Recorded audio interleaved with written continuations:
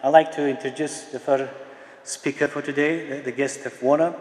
He's well known around the world, and I think he's also very well known in Bulgaria. So, Professor Sir David Lane has been in Bulgaria 10 years ago, or a little bit more than that. Then we had a very fruitful discussions with young scientists, which are now, some of them are rectors, head of departments. He visited Bulgarian Academy of Sciences, Medical University of Sofia, and the Sofia University, and had a very fruitful discussions with a lot of scientists. As a result of that, we arranged some reagents to be transferred to these universities, and a lot of useful publications have been generated, outputs, books edited. So he has been involved in Bulgarian science for many years. And also, I don't know, maybe he made a mistake, but he has employed a lot of Bulgarians in his lab. And I'm one of the people who benefited when I joined his lab some 25 years ago. So we learned a lot. We can learn a lot from him. You probably know that in terms of science metrics, he is one of the top scientists in the world. You know, very popular now in Bulgaria, not to look at the person, but just to measure him in terms of citations and H indexes. And in that respect, he is astronomical citations and H indexes. But not only that, not only he's a good scientist, he's been very much involved with real life. He's been involved with the biopharmaceutical industry, a lot of collaborations. All this time, seeing his research being translated into practical applications, into medicines. He himself founded several companies in Europe and also in Asia. And the remarkable thing is, this company still exists. You might laugh, but you know, the life out there is not secure for biotech companies. They are not like universities. In different business climates, companies go up and down. A lot of biotech companies disappeared. And all companies which Sir David has founded still exist, which is a big achievement. I have a big list of awards he has received. He's an honorary fellow, professor, in many academies. I'll just mention some more important, like Bulgarian National Academy of Medicine, for example. And a lot of awards, including the so-called Small Nobel Prize. So it's a person we can learn a lot from, and he's here at our disposal for 3 days. It's very difficult to catch him. At other congresses, like the one in Chicago, people were struggling to talk to him. Even I wasn't able to talk to him because of this circle of people around. Here we have the chance, after this lecture, during the coffee breaks, to ask him questions. Please go forward, because there's a lot to learn. Sometimes one question will save you reading hundreds and thousands of papers, because there's a lot of good papers there in the library. The problem is you can't ask them questions. They only give you some answers, and they don't reply to questions. So use this time to ask him for advice. He's going to look at our posters and evaluate them. So it's a big privilege to have Sir David at our conference, and for us to have the chance to talk to him. Because with that, I would like now to invite Sir David to give his keynote speech. Please, Sir.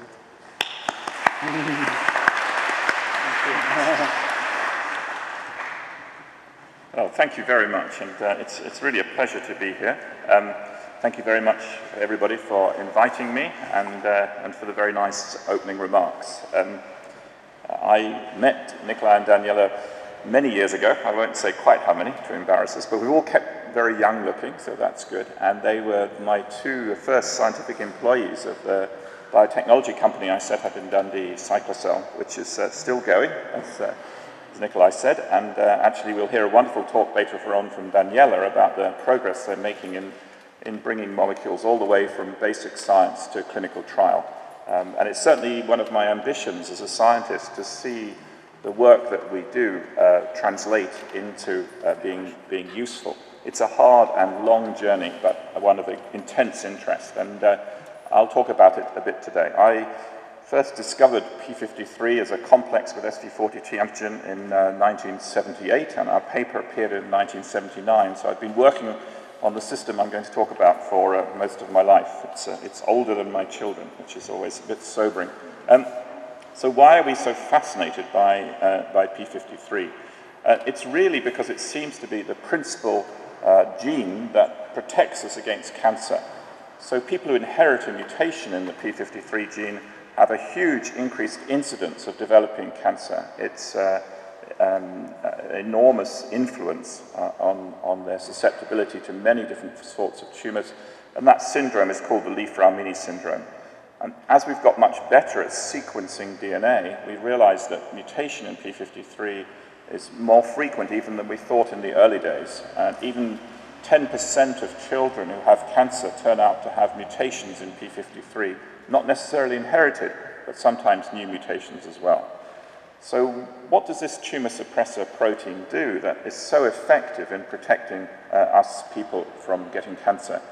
Well, it's a very, very responsive transcription factor. Its activity is stimulated by DNA damage, by radiation from ultraviolet light, by radiation from ionizing sources, but also by a whole variety of different stimuli, in particular the activation of oncogenes. So it acts particularly to recognize aberrant proliferation in cells and to switch it off. And it does so by accumulating in the damaged cell and then moving onto the DNA at the specific binding sites for p53 and then activating a very complex transcriptional program that regulates apoptosis, cell cycle arrest, senescence, DNA repair, metabolism, feedback regulation, etc. And in the conference we just held in Singapore, which had 350 delegates from throughout the world, people begin to really drill down into the p53 program, and there's a kind of essential program of at least 100 genes that are activated directly by p53 across cell types. If you look at different cells in the body, though, some turn on different programs than others. So, for example, a thymocyte in which p53 is activated will die by apoptosis, but an epithelial cell will arrest and stop growing, but can then recover. So we see different responses in different cells and tissues. And really the components of this signaling pathway are twofold. One is the blocking of degradation of p53 by the ubiquitin E3 ligases, MDM2 and MDM4, and that process is itself subject to very complex post-translational modification of both MDM2 and p53, and then the activation of p53 as a transcription factor, again involving post-translational modifications. So in tumor cells, this is the kind of signaling pathway we see, and this is what's creating the pressure for mutation, because if you mutate p53, you lose all of these responses, and the cells are therefore able to proliferate in the presence of an activating oncogene or a stressful environment. But in the normal cells of our body, in fact, the pathway is much simpler. We're essentially making p53 in an almost futile manner and just degrading it, so that we see in normal cells of the body actually minute amounts of p53. If you do a proteomic analysis, it doesn't exist. So you have this incredibly important protein, and yet you can't find it except in tumor cells where it's overexpressed. And the interest is to understand the regulation of this pathway and then to try and translate that into therapy. So we essentially have a huge discovery that half of all human tumors are missing this pathway. And how can we turn this into a therapy is a challenge that we all face in the community. So there are now a lot of clinical trials taking place that rely upon p53.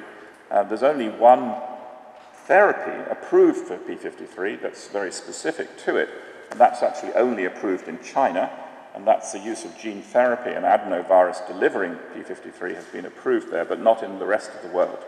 But other molecules and approaches that are in clinical trial include molecules that activate chemically p53, and particularly important class of those transcription activators I'll talk about today.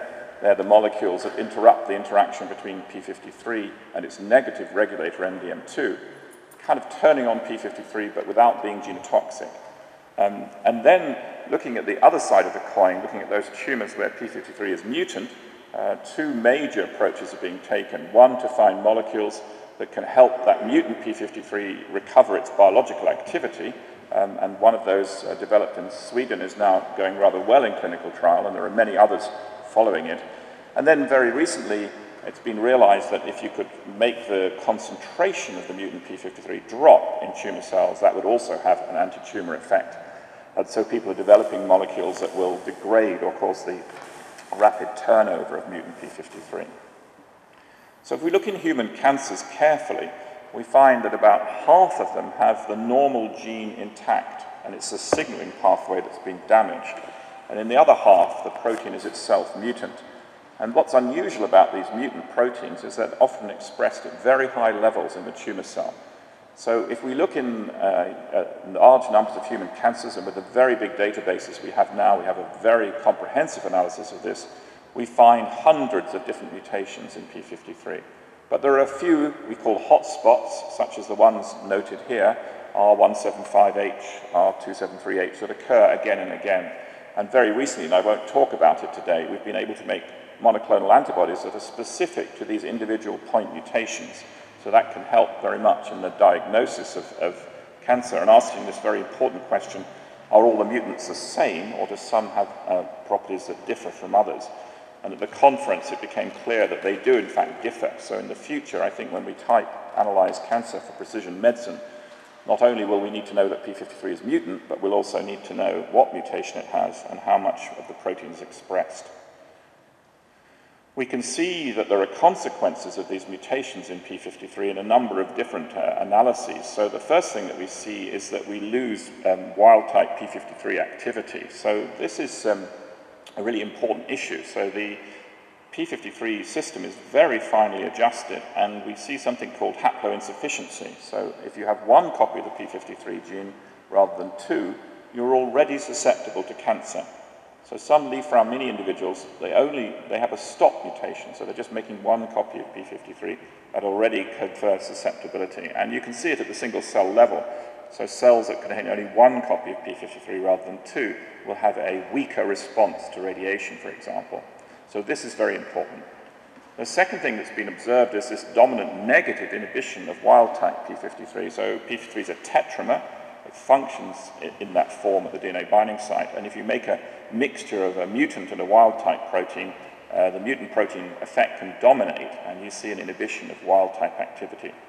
This area needs further study. It's clear that some point mutations are better dominant negatives than others, and it's not quite clear why. And finally, there's this very mysterious, though it's becoming more understood, acquisition of an independent gain of function. That is, that the mutant protein by itself has acquired new properties. It's turned from a tumor suppressor gene into an oncogene. And so if you think about that, then it means every human cancer has a p53 problem. It's either gained an oncogene or it's lost a suppressor. And you can show this rather easily, actually, in tissue culture experiments, where if you simply, as is shown here, knock down the expression of mutant p53 with an SH or siRNA, or more recently with CRISPR-Cas9, you see that the human tumor cells no longer grow. So they are not only containing this mutant protein, but they're continuously requiring it. And very elegant experiments have been done recently in mouse models showing that a tumor will shrink if it stops making the mutant protein. So this is very much the behavior of an oncogene, and tells us that the levels of p53, mutant p53 expressed, are very important. Now, there's a formal genetic experiment shows the effect of mutant p53. So in these studies, we can kind of compare the effect of simply losing p53 with losing p53 and having a mutation. So in the mice that are ++, they're tumor-free.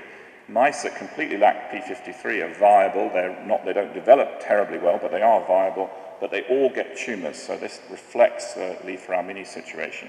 But if we make a mouse that has one copy of p53 that's mutant, and the other copy is null, that is, it's a mutant over null, so there's no dominant negative effect here, then we see a change in the behavior of the types of tumors the animal gets. So in addition to the lymphomas and sarcomas that are typically seen with the knockout mouse, we also see the appearance of carcinomas, and very importantly, these are invasive and metastatic. So I'm summarizing a lot of work from many people here, but these early experiments, which were published almost 13 years ago now, have been verified by many, many different groups, and this property of gain of function of invasion has become very clear. So what can we do to use p53 for therapy. In the rest of my talk, I'm going to just talk about two aspects of work that we're doing on this topic. So the question arises as to how some tumors can still survive while making the wild-type protein or having the wild-type gene. And the answer seems to be that in those tumors, these complex signaling pathways have been inactivated. And one of the most dramatic of those is the inhibition of ARF. So in many, many tumors that contain wild-type p53, there's a deletion of the ARF gene. And the ARF gene encodes a very small protein, a very highly charged protein, mostly located in the nucleolus, that binds and inactivates MDM2. So it physically blocks the degradation of p53 through that route. And if you have a tumor that lacks ARF, then, for example, the MYC gene can no longer signal to p53. So we've recently been looking, actually, at the B16 melanoma, a very commonly used mouse cancer model. And those cells are amazing. They have wild-type p53. I can activate that p53 with some drugs, but I cannot activate it through this oncogene pathway. So you have tumor cells growing in an animal in that full tumor environment, not expressing p53, even though the gene is there, which tells us that the stimulus that's coming from the tumor is going through this ARF pathway. It's a deletion of ARF. So if we can restore ARF to these tumors, we would expect to see a very good anti-tumor response. So how can we search for molecules that might activate the p53 pathway downstream of the ARF gene? So we've set up a huge number of different assays over the years. One that we use a lot is a phenotypic screen. And in this screen, we've simply engineered human tumor cells to express the beta-galactosidase gene under the control of p53. We're using the endogenous gene, so these are tumor cells that contain the wild-type p53 gene. And using this simple assay, we can screen literally millions of compounds. And I won't have time to talk about it today, but through that assay, we've discovered many, many potent activators of the p53 response. And indeed, some of the compounds that will be talked about later on by Daniela have this property of activating p53. But one particular class of molecules that activates p53 are those that block the interaction with MDM2, the negative regulator. And I've been working on this problem for a long time as well. I guess in the late 90s, we and others determined the structure and the molecular interactions between p53 and MDM2. So as you can see in these X-ray crystallography illustrations, in yellow is p53 and in blue is MDM2. So it's this molecular interaction that targets p53 for degradation. And the beautiful X-ray crystallography and also phage display work that we and others did helped us to understand that these three very critical amino acids form the junction between p53 and MDM2. And what was fascinating was to find out that the endogenous wild-type interaction was quite weak. p53 doesn't bind MDM2 very tightly. That may be because this is looking at a monovalent interaction, and normally MDM2 is bivalent and p53 is tetravalent, so the true physiological interaction is stronger. But it's also an interaction that needs to be regulated. If it was too strong, you couldn't control it by phosphorylation events, for example.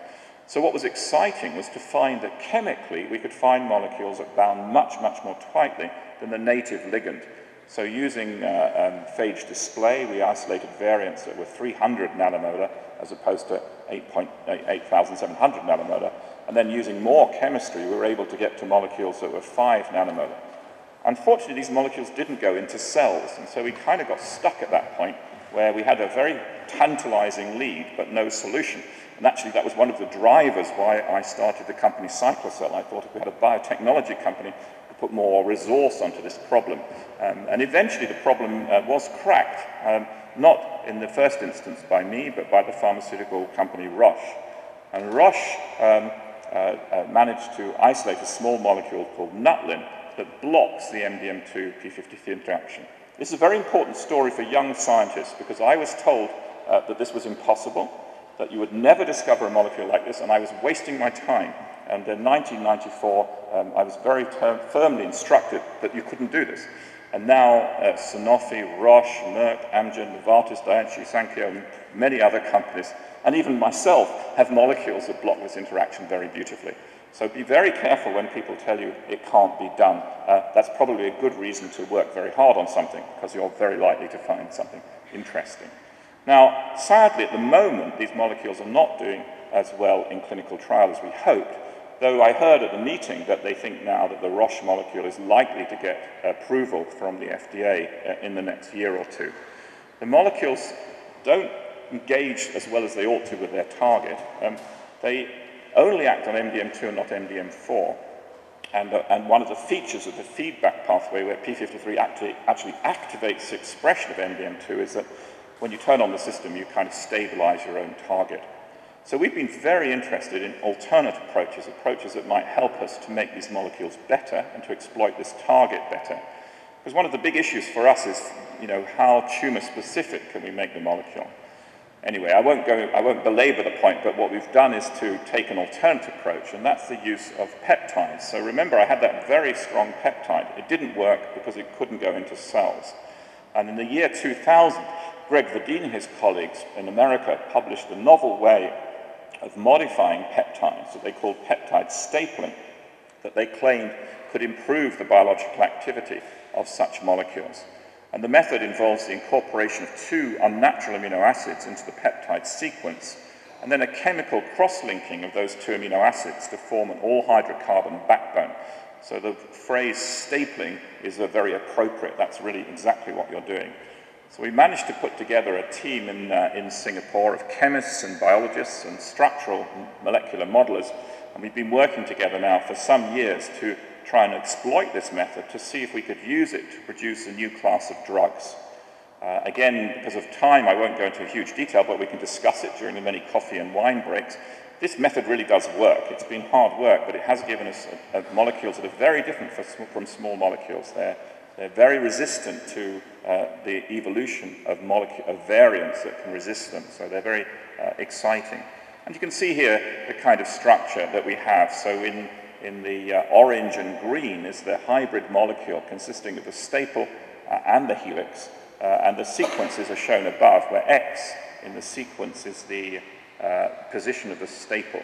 So they retain the critical FLWL motif of the original peptide that gives it its binding constant for MDM2. And we were very excited when we first made these molecules to see how active they were. So in track 2 here, we see the activity of one of these peptides, the same in track 3. In track 4 is another variant that contains a single amino acid difference, and that's completely inactive. And in track 5 is a small molecule chemical, nutlin. So all of them are increasing p53 levels. They're increasing the expression of the downstream targets of p53, p21, and MDM2. And really, this shows that these molecules are indeed drug-like, but also highly specific. And then we also found, using this reporter system, that these staple peptides were very non-toxic. So in red is nutlin, and you can see that at very high doses, nutlin kills this particular cell line. But we've been able to show that killing is non-specific. It's not p53-driven. And the two peptides, as you can see in green and blue, are able to basically have very high level of reporter gene activity without killing the cells. And we published this some years ago and verified it in many, many different ways. This area has not been without controversy. One or two groups have published that these molecules have non-specific effects, and we've had to work quite hard to convince the community of what we've been doing. Recently, we've been helped a lot by a big collaboration with Merck Pharmaceuticals, who are very enthusiastic about this approach and have given us a lot of additional resource. But this is just one of the examples of the specificity of the molecules. What we're here looking at is the death of thymocytes that either contain the p53 gene in black or miss the p53 gene in green. And you can see that these peptides are only able to kill the wild type and not the mutant cells, which really very strongly implies that they're not in any way non-specifically toxic. And then more recently, we've also been able to use very subtle mass spectroscopy methods to show that these peptides really are engaging their target inside cells. And again, in the interest of time, I won't go into great detail, but we've been able to show that these molecules disrupt the molecular interaction in living cells. So we've built reporter assays in which luciferase is split apart by molecules that block the interaction. or other types of reporter. So all of this was important because of this paper that appeared in one of the Cell journals, implying that there could be a non-specific action of some of these molecules. And what we had to go back and do was to very carefully check that our molecules did not cause any membrane disruption. And you can see in these two graphs on your, I always get this wrong. Yes, okay. On your left, you can see a molecule that doesn't cause any LDH release, but has a very high activation of p53. But in the other graph, you can see a molecule that is able to cause damage to cells. And so when we are screening these peptides, we have to be very careful to make sure that they are not in any way non-specifically toxic. So what we've been doing since then is really to try and understand the mechanism by which these molecules work. And it appears that they do go into the endosomal compartment and then escape from there to engage their target in the cell nucleus. And so understanding that process of uptake and release has become very important. And very helpful to us has been the use of different formulations. And so recently we developed a formulation based on lipids that allowed us to greatly increase the potency of these cells. So you can see when we look at p53 activity in the top part of the figure, you can see the difference between the red and the orange lines, and that increase in potency is simply caused by changing the formulation of the peptide. And this has been very important for us. We're able to look at different molecules, and we think what's happening with the formulation is it's helping the peptide to escape from the endosomal compartment. And even in the case of some peptides, as shown in the two fluorescent pictures, you have a situation where the peptide seems not to work at all and then gets converted into an active molecule that clearly is entering the cells and entering the cell nucleus simply by virtue of formulation. So we were then able to take this forward in vivo, inject these peptide molecules into animals and look for the induction of p53. And the little brown dots you can see are the nuclei of spleen cells in which p53 has been prevented from being broken down by the peptide because it's blocking the binding of MDM2. And we just recently published this data on the analysis of these lipid staples. This lipid formulation. And what that's led to in the last few months is the ability to use these molecules in the classic Xenograft experiments, and really the results have been extraordinarily positive. We're actually getting essential complete inhibition of tumor growth using these staple peptides in tumors that contain wild-type p53. So we've got a lot of work to do, but I think we're very excited about the prospects of this path. And a pharmaceutical company, a biotech company called Aileron Pharmaceuticals, based in the United States, has also been developing similar molecules, and they're now entering phase 2 clinical trials. So I think this whole area is really burgeoning, and it opens up a lot of other targets because there are some types of proteins that we'd like to interact with and block their activity inside cells that just simply can't be targeted with small molecules. So we're very hopeful that we'll see some positive developments here. So I guess the conclusions from this process is that we can enhance the uptake of peptides with different formulations, and we're now looking at other potential targeting approaches. And this seems to affect the method of internalization. And we really think we're getting much better at understanding the structure-activity relationships, and we can see dramatic in vivo efficacy. And very excitingly, we're not seeing any side effects. With a small molecule, human clinical trials, thrombocytopenia has been reported as a side effect of activation of p53. But in the mice at the moment, with these peptides, we're not seeing that. So obviously a lot more work needs to be done. So we think it's possible now to get staple peptides that can act inside cells to activate transcription factors. At the level of other projects we've done, which I won't discuss today, we found it relatively easy, using phage display and other methods, to find tight binding staple peptides, and we're getting much better at the chemistry of making these molecules as well. And you can show novel properties, so our molecules inhibit both MDM2 and MDM4. It's very hard to develop resistance to our molecule, so we can develop resistance to nutlin, but not to this molecule. But the key thing is how to get these molecules to enter cells efficiently, and we're really working on the rules for that mechanism of uptake, and just moving on now to other very exciting targets like MYC and RAS, where we think now we can get molecules that will that target these typically undruggable targets. So I think if time permits, I'll just go on, oh sorry, yes, summary. So I guess I'm saying the same thing. We clearly have a very good system in p53 to study these classes of molecules. So in the collaboration with Merck, they don't actually want us to work on p53, they want us to work on other targets, but they're willing to let us to use this model because the model is so well described.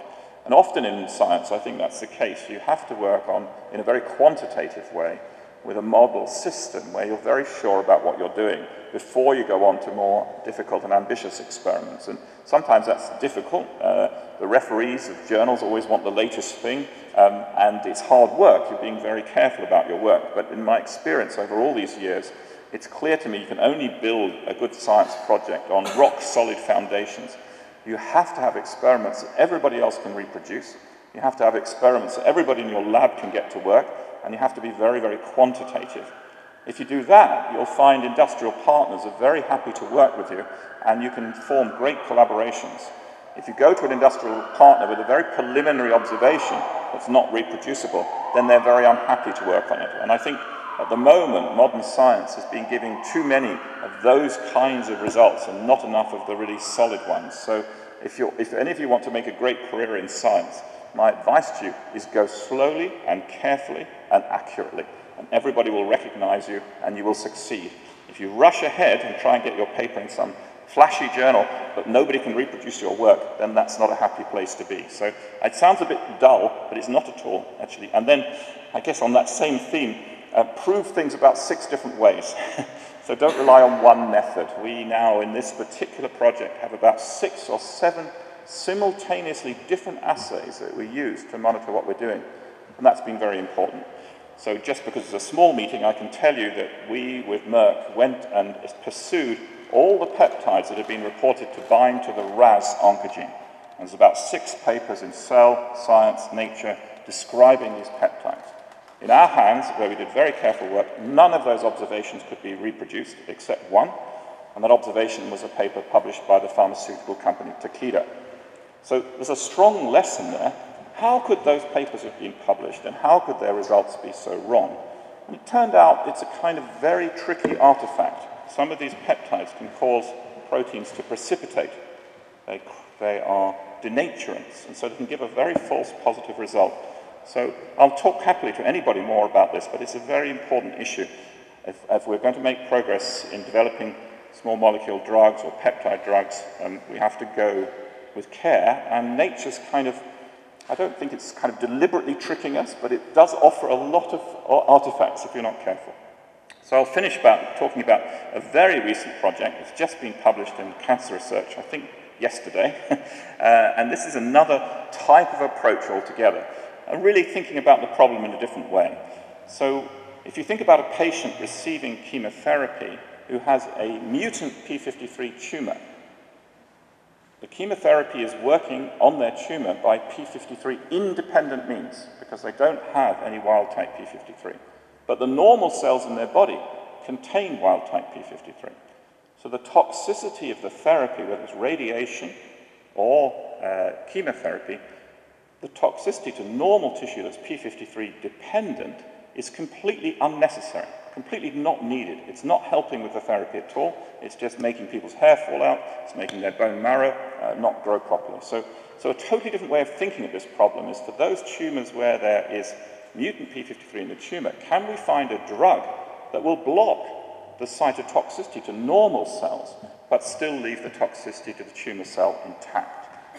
And the argument would be, let's think about p53. So if we could block, if we find out, first of all, that a lot of the toxicity to normal tissue is p53 dependent, it is, and I'll show you experiments that prove that, then can we block that temporarily and use a drug that kills in a p53 independent mechanism to increase the therapeutic index of chemotherapy? And I'm not going to have time to go into every experiment in great detail, but the paper's just come out, so you can read it.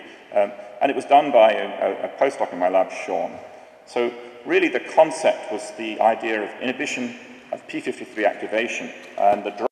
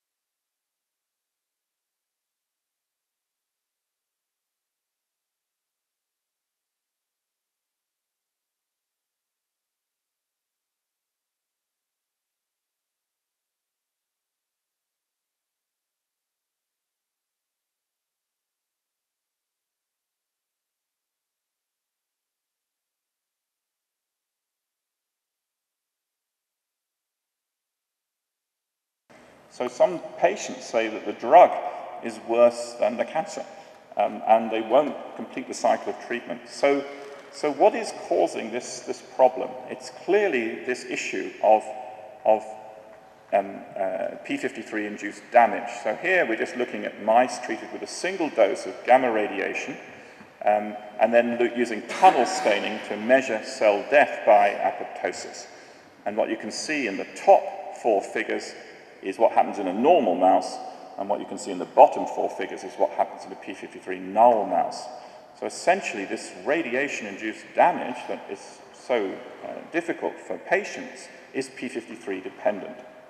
So if we, in theory, could do what I'm hoping to do, we might be able to stop women losing their hair, you might be able to stop mucositis, you might be able to stop bone marrow suppression.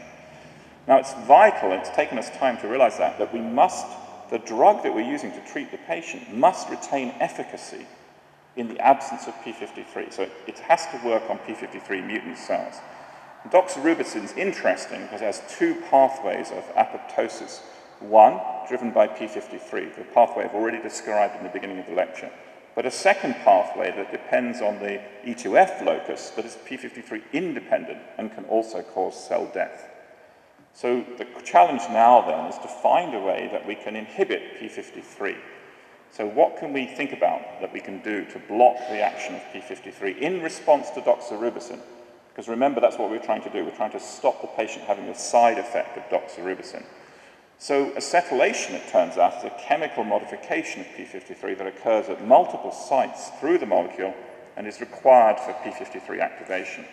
And the Structural Biology Consortium, which is based in Oxford and in Canada, is a wonderful group of scientists who've started to make very good compounds for academics to use. So these are always available free or for very low cost, and they've been developed not necessarily to be drugs, but to be lead compounds that allow you to investigate, using chemical biology, potential pathways. And so this molecule C646 is an inhibitor of the acetylation of p53 by blocking the enzyme p300.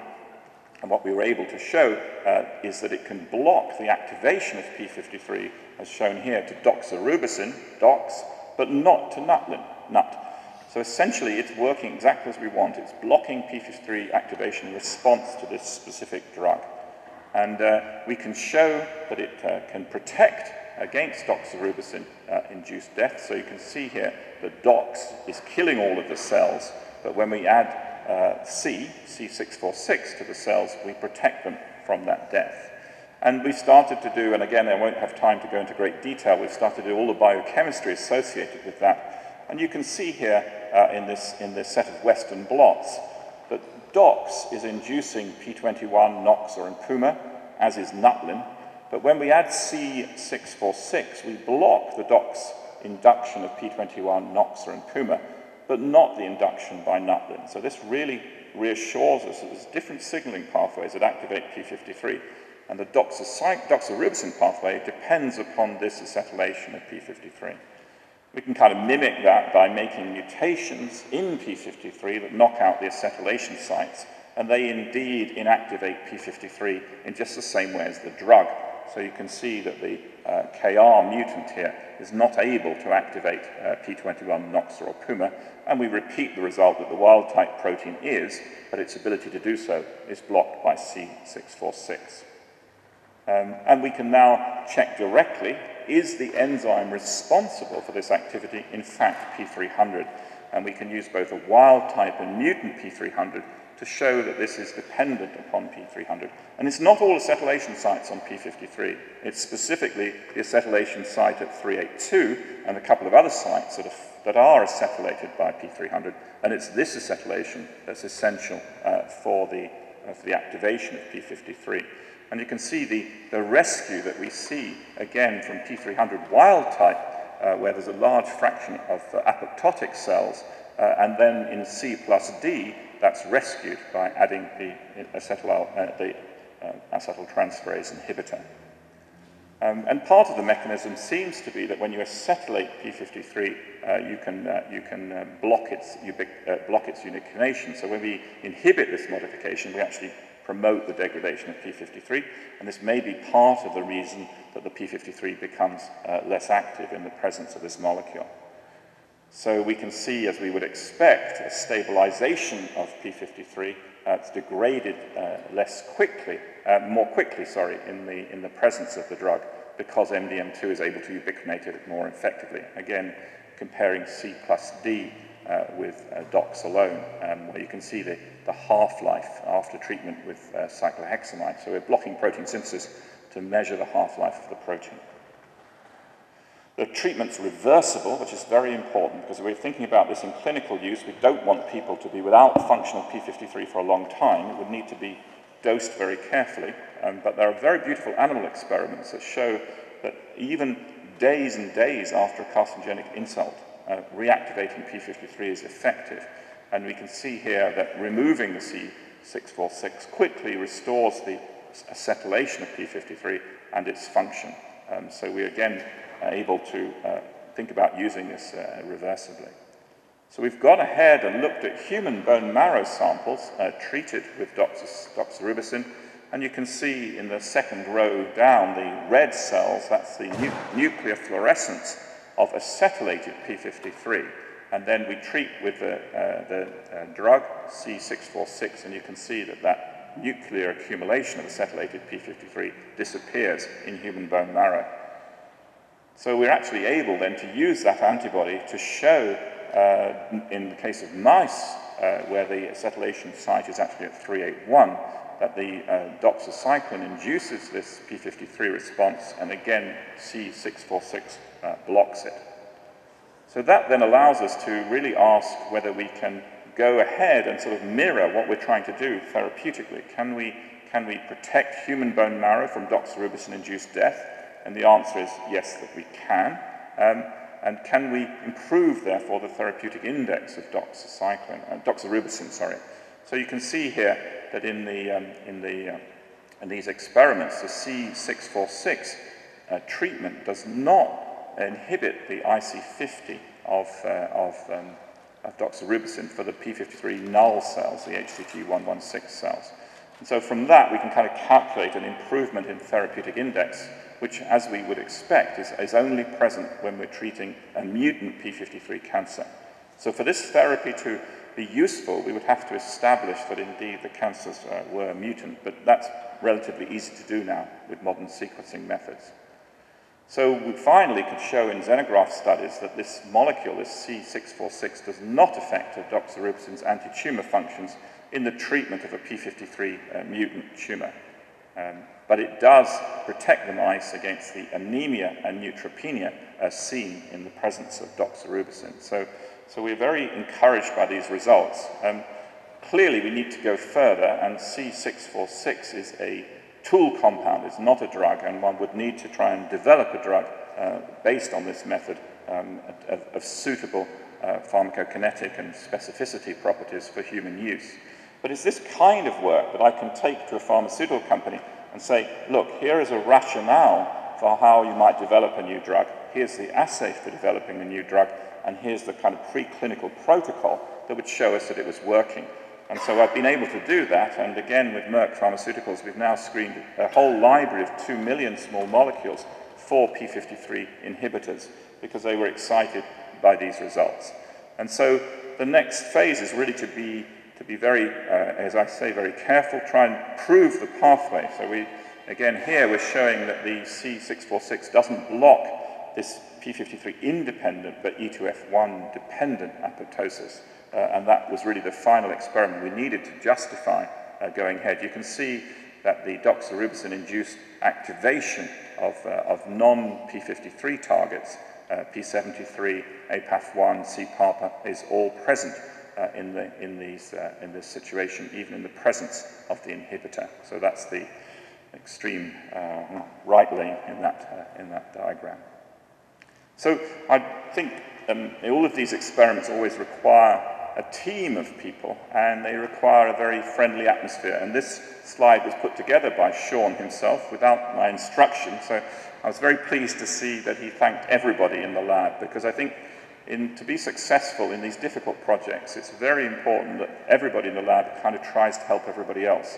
sometimes I get frustrated by this kind of personality thing that happens where the famous scientist sort of thinks that they do it all themselves, and nothing is ever achieved like that. Everything that we do is done with colleagues, and it's done when we have good criticism of results, so that what we build on is real and meaningful and valuable. And with that, I'll just show a picture of my lab, and thank you all for your attention. Thank you.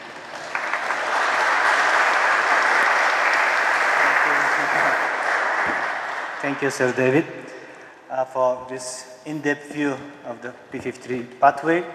Now we have a chance to ask questions. You can use these microphones over there. And before you get courage, I'll just use that to say a few things. Obviously, the talk of Sir David demonstrated how important it is to know in very fine molecular details the mechanism of cancerogenesis. If you want to develop diagnosis or treatment rationally, you need to know everything in very small details. And in that respect, that talk was very useful. And that, I would like to ask, in terms of clinical application of these compounds, natlin and others, how far we are and what's your sort of prediction where we're going there? Yes, so I think, I mean, it's a very important question. I think what tends to happen these days is clinical trial design has not really kept pace with science. So when we go into clinical trial, often there's a lot of pressure to just do what we call an all-comers trial and just treat all cancer patients. And actually, usually that's a mistake. And the key to success is personalized medicine, is finding those patients that would respond very well. So Gleevec, for example, which is a fantastic drug for treating chronic myeloid leukemia, would have no effect in colon cancer at all. So if you had done an all-comers trial, you would have thrown one of the most successful anti-cancer drugs away. So the key to all of the work that we're doing is to try and understand enough of the molecular pathway that you can really pick the patients. And what's happening in the most advanced centers now is actually very small clinical trials, maybe only 10 patients, but the patients will be very carefully analyzed. And if you see efficacy in 6 of 7 patients out of the 10, then you know you have the potential to go forward. So I think that is the future, and it is exactly what you said just now. It's this sort of drilling down into detail. So in the case of the MDM2 inhibitors, I think that essentially some very fundamental questions that should have been asked were not asked. So what's the predictive toxicity of these molecules? And which tumors are particularly easily killed by p53 activation? Because reversible growth arrest is not useful. So rather painfully, but over a series of clinical trials, it's been found that a subset of AML patients, acute myeloid leukemia patients, seem to benefit very well. So if the drug gets approved, it will probably be approved in a very small indication for a subset of patients with AML.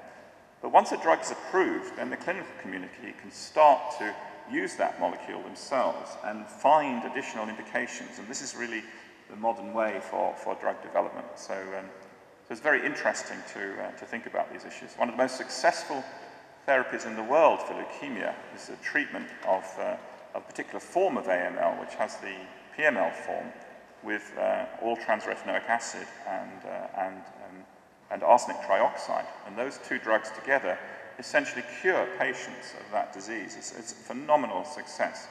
And what was shown at the p53 workshop is that the mechanism that happens is through p53. So those two drugs together in that leukemia activate p53.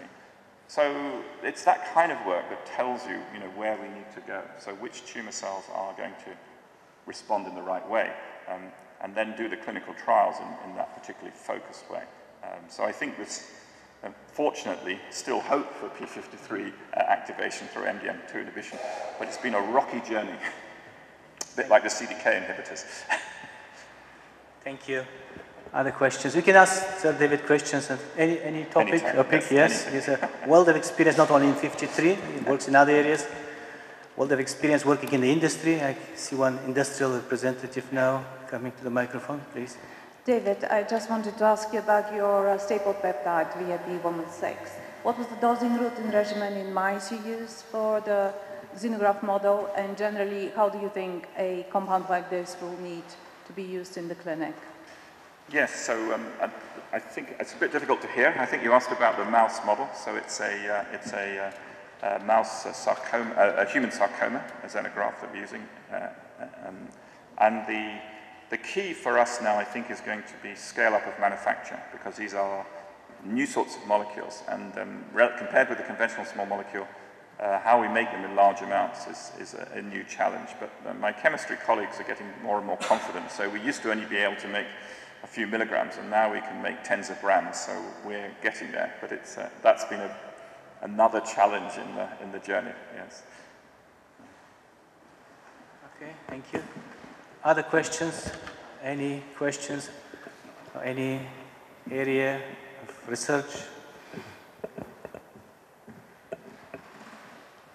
Involvement with industry. Of course, Sir David will be here for 3 days. So you can, if you're shy now to ask questions, you can always meet him. He's very approachable during the coffee breaks, the dinner, and chat about your specific problems, etc. There's a question from Dundee. Yes, any microphone should be used, but there's an echo. Yeah, it was just a question about your peptide stapled inhibitors, and you mentioned that they had very low drug resistance rates compared with other therapies. Yeah. And I was wondering if you could offer us any insight as to why that might be. Yes, so when so I have to be precise about it. What we've published, what we've done is to look for mutations in MDM2 that make it resistant to nutlin. And we found a particular substitution, methionine 61, that made the molecule completely resistant to nutlin, but still able to degrade p53. What we've done with the staple peptide is to show that that mutant is not resistant to the staple peptide. The staple peptide can still block that mutant. And we've solved the crystal structure of the mutant protein with the peptide, and you can see why. It's just that the peptide occupies a much bigger surface area, and that's what's giving you that effect. Now, in the case of p53 MDM2, though, this is not probably the mechanism by which resistance would arise in the clinic, because the danger of MDM2 activators is that resistance will arise through mutation in p53. So I have to be a bit precise, but if it was, for example, a kinase target or another target where the direct blocking of the binding site was the route to resistance, then you would argue that you would be able to get molecules that are more cross-resistant. So we are trying exactly that with some test cases to see if we can prove that particular point. But for this, at the structural level, it's very clear and it makes sense. Okay, thank you. Okay. Thank you. Next question, yes, please. Yeah, I have a question is what do you think about the potential for p53 for cancer early detection? For early detection? Yeah. Yes. I mean, I think a lot. So again, as deep sequencing has been applied, people are beginning to learn much more than they thought. So at the meeting was presented results from male cancer, from prostate cancer, where by deep sequencing the early tumor, they found p53 mutation in some, but not in others. And then in this historical set, when they looked at those that progressed, they were the ones that had mutation, implying that the malignant clones may be present very early in the disease. So I think this particular observation, which was just announced at the meeting, is going to trigger an enormous amount of interest, because, I mean, clearly if we could predict in advance which tumors are going to progress, it would be extremely important. So that's one approach. I mean, the other approach is the antibody-based approach, which we just started. So we can now pick out one mutant cell from 100,000 wild-type cells. And the question is that going to be useful? So we are working very closely with pathologists now to test out these new antibodies to see if they are going to help. We're very fortunate in the p53 field. I mean, it's unfortunate for mankind, but fortunate for us as scientists that we have a great human experiment of Li-Fraumeni syndrome. So in those patients, they have very high frequency of cancer. And David Malkin and his colleagues have been studying children with the disease and screening them by repeated scans to see if they can see the earliest signs of cancer. And again, at the meeting, he showed the kind of that there were tumors that the radiologists had missed. And when they went back to look at the old scans, they could actually see these tiny numbers of lesions. So this raises many questions. Some of these tumors were dormant for 9 years in a patient and then appeared at that site and grew rapidly. So you know, this whole idea is a very interesting concept, and we think we can use some of these new reagents to look at those very early stages of progression. It's very exciting. I mean, we have we have the mouse model now where the animals develop tumors, and we're starting to look very early to see what are the very early events that we can see that are clearly associated with the subsequent development of malignancy. And we think we're beginning to get clues from these models because the events are frequent, the pre-neoplastic events are frequent enough that we can kind of study them, which is always a challenge. Yeah, I saw some data. There are people using the p53 for early detection, and so then one is in colon cancer and one is in the triple negative breast cancer. Yes. And so that each time they explain a fraction, so they're a fraction of the cancer, maybe 20%. Yes. 20 to 30%. Yes, exactly. I mean, I think it's difficult. We know if I were to take a sample of your eyelids, you'd have many tumor cells, many cells with p53 mutation in your skin. So it's not enough. It's a predisposition event, but it does look like it's, in some cases, the frequency of that event, along with other events, is a very useful indicator. So this, I think, is going to be very important. If we really, in these many cases, like ductal carcinoma in situ, like prostate cancer, where we have populations of pre-neoplastic cells, if we could find an indicator of progression, future progression, it would guide clinical practice enormously. And so it's a very exciting area. And yeah, thank you. Thank you. Thank you. I think we have time for one more question, but of course, feel free to talk to David in the coffee break. Yes. Everybody, yeah, acoustic is good for singing, but yeah, this is. First of all, I would like to thank you, Sir Lane, for inspiring lecture. And actually, I have plenty of questions, but as they are connected to my work, I will use for sure the coffee breaks. But something more general, do you believe that plasmid expressing p53 with the good functionality exists? You know, there are plenty of scientists who publish plasmids which express the p53 sequences and do a lot of experiments with those p53 proteins. Yes. But do you believe that the proteins are really functional? Yes, it's a very important question. So for those of you who didn't hear, it's kind of comparing the commonly used expression system, which is just to express p53 on a plasmid, versus what really happens in real life. And there are many problems with this kind of experimentation. So the first is that p53 has many isoforms. So my colleague Jean-Christophe Baudon published about 10 years ago that there are actually 9 different p53 proteins that can be produced by alternate splicing. So that's one issue. So when you're using a cDNA, you're only using one form of p53, not all the forms. And then the second issue, I think, is really much more subtle, and it's to do with the level and amount of expression. So that the many experiments that have been published in the field rely on very high levels of overexpression. And in fact, p53 can kind of saturate itself. So getting the level right is extremely important.